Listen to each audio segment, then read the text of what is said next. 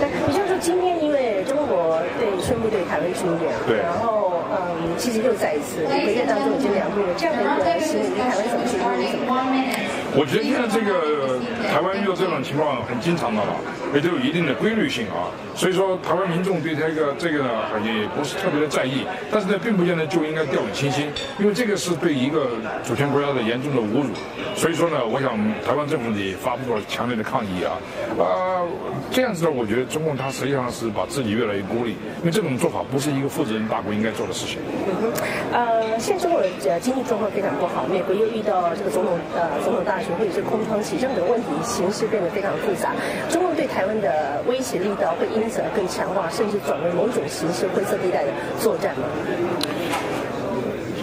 我想这个中共呢，他也不傻，他知道这样做代价会很高的，而且这样子的话，往往是得不偿失的。实际上，中就应该吸取教训，像他这样用武力的威吓，实际上每一次做的效果都是相反的。所以我倒不觉得他这个真的是深思熟虑。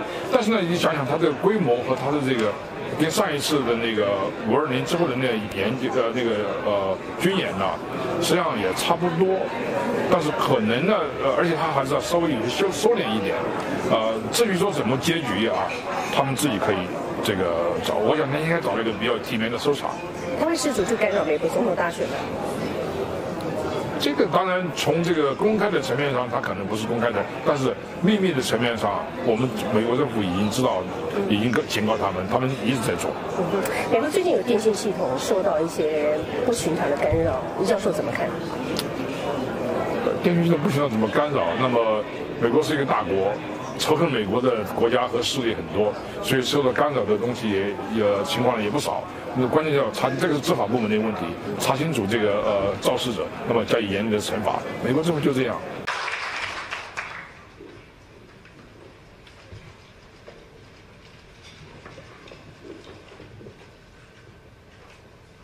You probably noticed the media out there, and normally I'm not that popular, and it is the PRC that makes me popular here.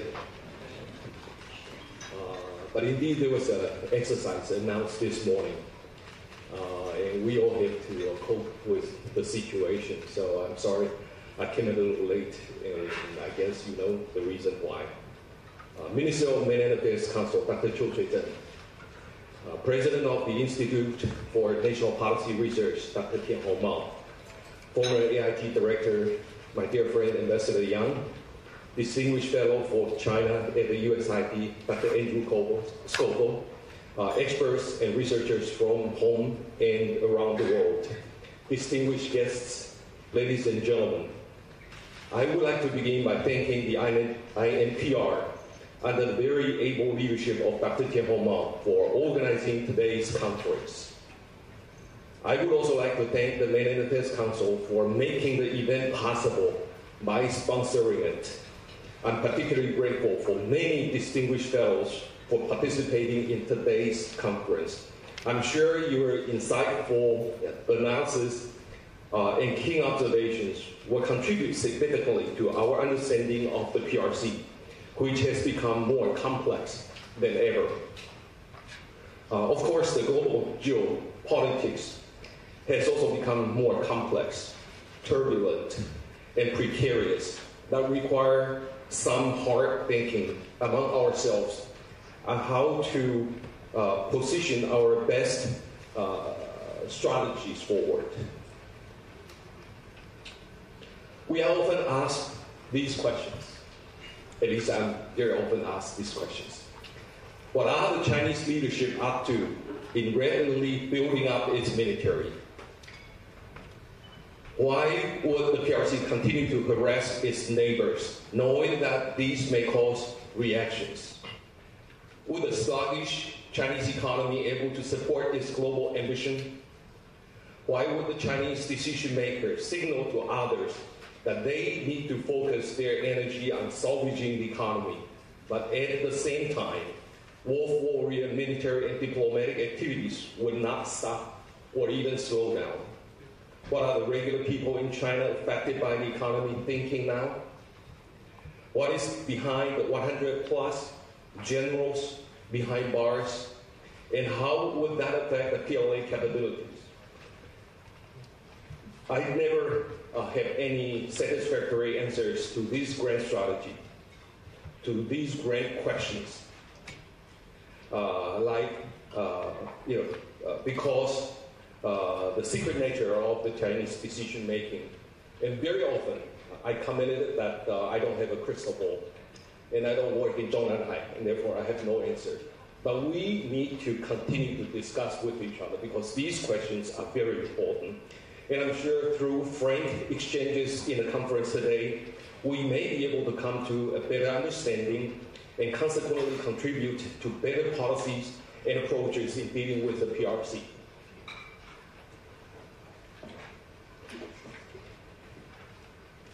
But before we are able to understand the true feature of China in all aspects, there are geostrategic trends that we can measure. The world we are in today is quite visible, with wars and tensions everywhere. Russia's unjust invasion does not seem likely to end anytime soon. And the atrocities, destructions, and human sufferings in Ukraine are truly heartbreaking. And in the Middle East, Hamas strike on Israel October 7th last year with killing and kidnapping of the innocent, caused chain reactions that also led to heartbreaking sufferings. It doesn't seem to be coming to an end anytime soon either. And the situation in the Indo-Pacific is particularly alarming with the gathering storm of the PRC expansionism, with Taiwan, Japan, and the Philippines struggle to cope with the harassment, gray zone activities, and hybrid warfare.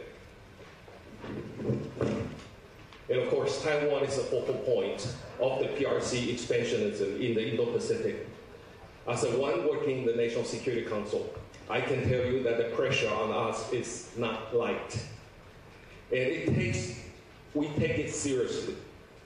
The threat to us includes military, gray zone, and economic coercions, hybrid warfare, legal warfare, and psychological warfare. We need to stay alert at all times because we cannot afford to have our value of freedom and democracy, rule of law and human rights, and etc. Also our democratic way of life undermined or eroded. Nevertheless, we understand our responsibility. We need to stay strong and resilient to keep authoritarianism in check. We also need to stay calm and confident to prevail in the struggle between democracy and authoritarianism. We will stay moderate and responsible and work hard to maintain the cross-strait status quo to help maintain peace and stability in the region. We also want to seriously invest in our defense to serve as a deterrence against aggression. For your information, between 2016 and 2024, we have increased our defense budget for about 80%. This is a genuine show of determination for our self-defense. We will continue to make investment in our defense and conduct military reforms so that we are capable of fighting asymmetric warfare. And at the same time, the National Security Council is engaging in full force in building whole of society resilience. This national grand project is also to serve as a deterrence. We are also reaching out to like-minded populace to share experiences combating authoritarianism and its influence operation. As a result, leaders around the world talk more than ever about the importance of peace and stability across the Taiwan Strait, which is indispensable to global security and prosperity. And some of them also oppose unilateral change to the cross-strait status quo by force or by coercion. Some American friends say that Taiwan is a force for good in the world. I know Steve said that. And we don't like that description. We know this is very telling about the responsibility we need to shoulder to help make the world a better place, we will not let go of this responsibility. We know fully well that Taiwan is targeted by the PRC, and it is not the only target. We are concerned that if we don't stay vigilant, others in the region may suffer. I must go beyond the Indo-Pacific in discussing authoritarian expansionism. The PRC and Russia are collaborating closely with each other in many areas. We have seen the pair repeated joint military exercises in the West Pacific. There was even a joint Coast Guard patrol in the Arctic recently. With authoritarian expansionism in high gear, democracies around the world must stand together to prevent authoritarianism from further expansion, and we are stronger together. And on this note, I can assure you that Taiwan will continue to work closely with our democratic partners to safeguard regional status quo and peace, stability and prosperity. And we will continue to seek possibilities for healthy and orderly exchanges and dialogues with the PRC under the principle of parity and dignity, of course. The world we are in is not an easy place. And the PRC under Xi Jinping is not making the people in the Indo-Pacific more comfortable. There are many issues to be explored and contradictions to be disentangled. And this conference provides us with a great opportunity to sort out this complexity. I would like to thank you all again for the endeavor and look forward to reading the reports by the Benefits Council on your main findings. And wish you a very successful conference. And thank you.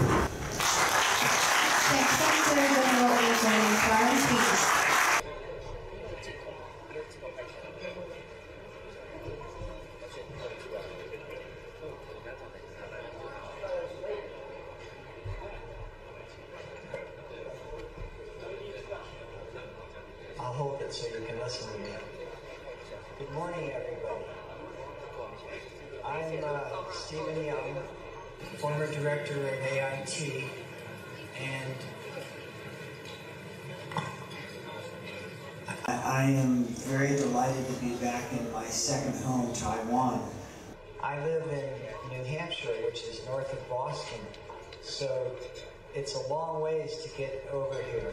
But I love to come back to Taiwan. I've lived here 5 times, and I have many, many friends, some of them right here. But it's the jet lag is kind of creeping up on me. You know? So I'm glad I'm speaking in the morning because I might fall asleep this afternoon. I have some short remarks. China lacks friendly and mutual relations with many of its contiguous neighbors, in no part because of its arrogance, foreign policy, and its penchant for proclaiming bogus territorial claims along its external borders. I think it's safe to say that this leaves Beijing without many friends in the region. Sure, they trade when it suits their mutual purposes, but much of Asia remains skeptical of Chinese policies when so many of them are premised upon one-side deals, whether economic or military. In recent months, Beijing has accelerated its threats against Taiwan, the Philippines, Japan, Vietnam, Thailand, and South Korea. This appears to be strongman Xi Jinping's strategy to cement the country's objective and to be recognized as the most powerful power in the region. China has made frivolous claims to the South China Sea, the Senkaku Islands, and seas around Japanese territorial waters. In fact, China harbors territorial claims to virtually every one of the countries that share a contiguous border. The International Court of Justice has dismissed these claims as lacking a basis in international law. But under Mr. Xi, China has persisted in pressing these claims. Meanwhile, the Chinese have increasingly sailed their warships through waters claimed, with good cause, by other neighbors. This has led to near collisions and unsafe sailing in close proximity to warships of other nations. These nations have roundly rejected Chinese claims and sought the support of the United States to defend those claims. A number of these countries, including Japan, the Philippines, and Vietnam, have also enhanced cooperation with one another, recognizing that they will all stand together or they will all fall separately. President Biden and his Vice President, Kamala Harris, who is running to replace him, have pushed back vigorously against Chinese territorial claims, reinforcing American alliances with our many allies and friends in the Asia-Pacific region. We have also increased arms sales to our friends and allies in response to China's increased bullying and bogus territorial claims. Kamala Harris, in her quest to be the next president of the United States, has so far continued President Biden's strong support for our friends and allies and their legitimate territorial waters. She is working assiduously to deepen her knowledge of the defense needed to maintain our alliances, showing an ability to rapidly familiarize herself with the Biden policies and any necessary additions aimed at crafting a bipartisan approach to defending Taiwan's territorial integrity. Should Donald Trump regain the White House this fall, he would still face strong pressure from the Congress as well as state governments to continue to support Taiwan's territorial integrity and democratic system. Both the House and the Senate are firmly behind this process on a broadly bipartisan basis. In the meantime, the PRC economy is stalling at a time when many of its regional neighbors are thriving. The absence of a genuine give and take in the authoritarian Xi regime hampers efforts to institute the necessary structural reforms. This suggests China will become increasingly stagnant in its growth, limiting its impact domestically as well as regionally. The West has also increasingly pushed back against China on the economic front with tariffs and other trade restrictions. This process is likely to continue with negative impact on China's domestic and international policies. The fact is that China lacks very many real friends or allies in East Asia. It will be difficult to turn its economy around in the short term, which could trigger protests and demonstrations by a population at home given little voice in governance already. China also faces a declining population, including more young men unable to find a bride as a result of the earlier one-child policy. It's going to take years, if not decades, to rectify this. Taiwan should continue to bolster its defenses, especially in the Taiwan Strait and contiguous waters. American, Japanese, Philippine, and South Korean governments can also play a productive role in this process, though it's going to take time to rectify past differences in our specific response to Chinese aggression. The United States Congress has long nurtured strong bipartisan support for Taiwan and its security. No matter who wins the presidential elections this fall, the Congress will insist on broad continuity in our Asian policy. That will include continuing arms sales to Taiwan and projecting a tough stance toward any efforts by Beijing to threaten or attack this island. We would also discourage steps by any of our friends and allies to move in any way to enhance Chinese military capabilities. That would include trading relations that enhance the PRC's ability to project military power within the broader Asia-Pacific region, especially insofar as Beijing continues its aggressive reach, either militarily or economically. Should Beijing moderate its aggrandizing territorial goals, these measures could be moderated or reduced. Much hinges on America's November elections. If Kamala Harris is elected, she will demonstrate strong continuity with the Biden team. Donald Trump is less predictable, but if re-elected, he would still face significant opposition to any substantive shift away from Taipei. The American Congress, across party lines, has long supported moral and material support for Taipei and its democratic system, and this is unlikely to change in the foreseeable future. Beijing faces significant challenges today. To the extent China continues to advance bogus territorial claims, it will remain isolated. The region would monitor Beijing's power projection and respond in words and actions should China persist in its economic and territorial policies aimed at threatening the legal and constructive economic practices of its neighbors. In sum, while still unlikely, a hot war in the Taiwan Strait or anywhere around the island could quickly escalate into a direct conflict between the United States and its Asian allies and friends. Xi Jinping has engaged in careless talk of a battle around the strait. The PLA's capabilities have expanded under Xi, but still are assessed as no match to American force projection, especially when you factor in major Asian allies like Japan, the Philippines, South Korea, and some of our ASEAN friends. While one must not be careless in assessing the danger of a major regional war triggered by Mr. Xi, his inner circle might balk at any major conflict in the Asian Pacific Rim. So long as Washington can continue to work closely with our friends and allies in the region, I believe the prospect of such a disastrous conflict remains a risk no one wants to pursue.